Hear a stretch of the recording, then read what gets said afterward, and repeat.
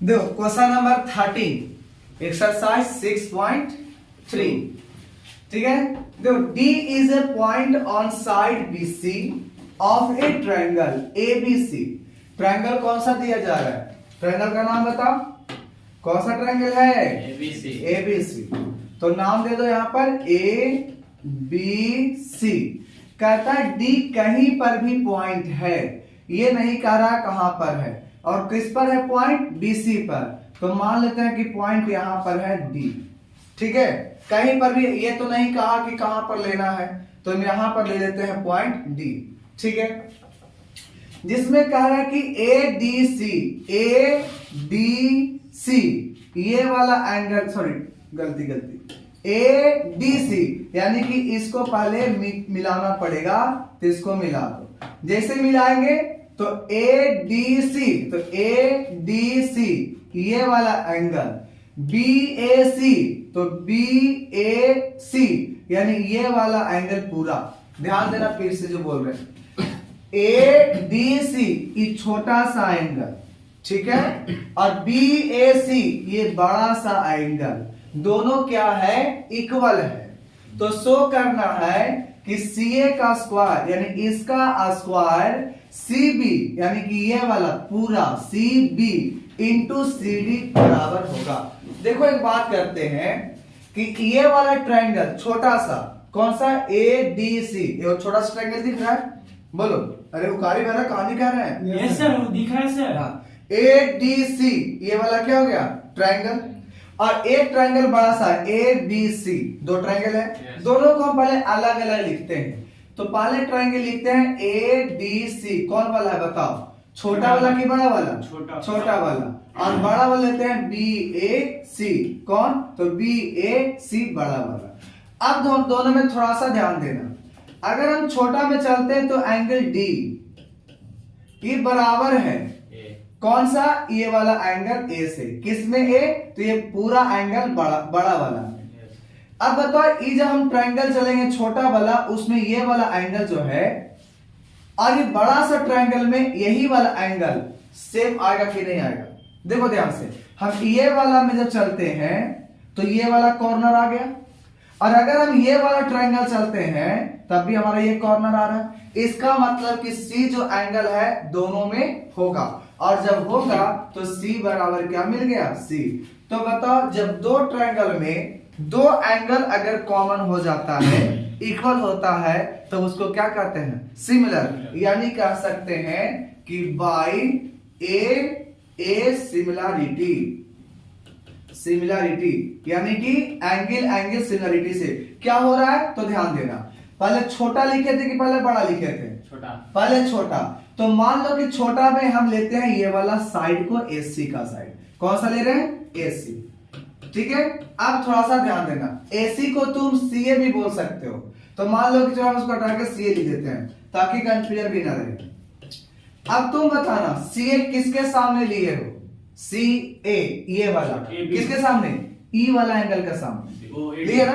तो बड़ा ट्रायंगल में खोजो कि E वाला एंगल था कहां? तो E वाला एंगल A के बराबर है। देखो तो D किसके बराबर? A के बराबर। तो A के सामने बड़ा सा ट्रायंगल में कौन वाला साइड दिखेगा?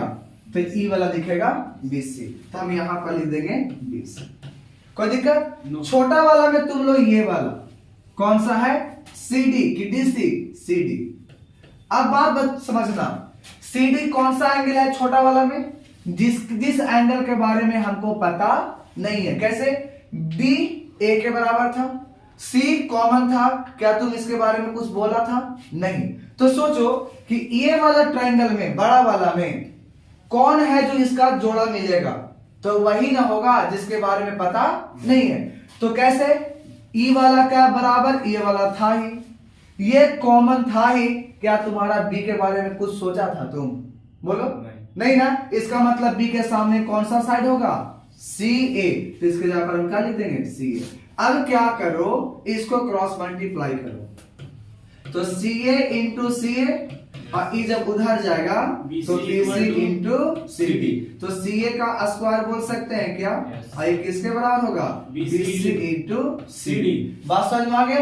तो प्रूफ बताओ, यही करना था कि कुछ और करना था? नो सर, यही करना था, प्रूफ हो गया। किए क्या, पहले फिर से एक बार देख लो। हम यहां पर मान लो कि दोनों ट्रायंगल को समझने के लिए अलग अलग कर देते हैं, ठीक है। ये दोनों ट्रायंगल क्या करते हैं, अलग अलग करते हैं। तो चलो एक बार फिर से इसको देख लेते हैं। एक ट्रायंगल ले लिए ये वाला, और एक ट्रायंगल हम इसको में अलग सा लेते हैं, ठीक है। ध्यान देना,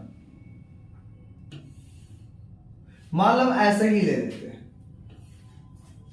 ध्यान देना क्या करना है। इसमें क्या था, ए था, बी था, सी, और मान लेते कि पॉइंट यहां पर डालते डी, और यही वाला डी कहां पर आ गया, ये वाला। क्यों, हमको इस ट्रायंगल में नहीं जाना था, हम ये ट्रायंगल को ले आए डी यहां, ठीक है। ए तो ऊपर में रहेगा ही रहेगा, और यहां पर कौन रहेगा, सी। अब बात समझना यहां से, इसमें जब चले तो ई वाला जो डी है, यानी कि ई डी एंगल किसके बराबर मिला, ये वाला एंगल ए के बराबर, ठीक है। यानी सिंगल लिए तो सिंगल हो गया, कोई डाउट? अब जब चलेंगे तो ये वाला दोनों में सी है कि नहीं है? क्या बी है दोनों में? बी नहीं ना है, और ए भी पूरा है दोनों में। ए पूरा है, इसमें कम है और इसमें पूरा है, तो दोनों तो ए भी कॉमन नहीं, बी कॉमन भी नहीं। क्या इसमें डी है ट्रायंगल में? नहीं। इसका मतलब हमारा कॉमन कौन मिलेगा, सी। इसका मतलब है कि ई वाला जो सी है सो इसके बराबर में है। बोलो कोई दिक्कत है? अब थोड़ा सा बात समझना, फिर से जो बता रहे हैं, इसमें मान लो कि हम लिए इस सिंगल वाला के सामने कौन सा मिला तुम्हारा, एस सी। सिंगल वाला के सामने सिंगल वाला ढूंढो तो इसमें कहां पर है, ए पास के बी पास के सी पास, सिंगल वाला लाइन ये सिंगल है ना, सिंगल ऐसे वो कहां पर है, ए के पास है।